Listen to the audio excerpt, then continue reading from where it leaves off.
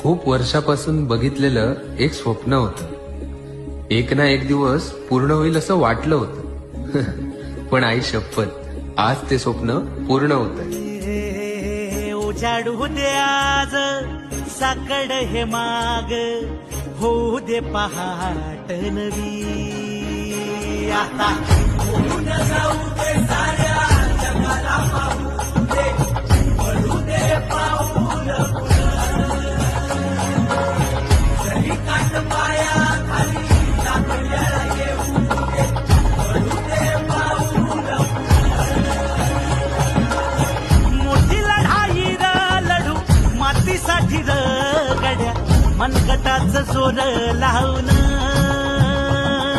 तू आभाळ आभाळ वादळ तुझ तू राजा, आसमानीच बळ धावली.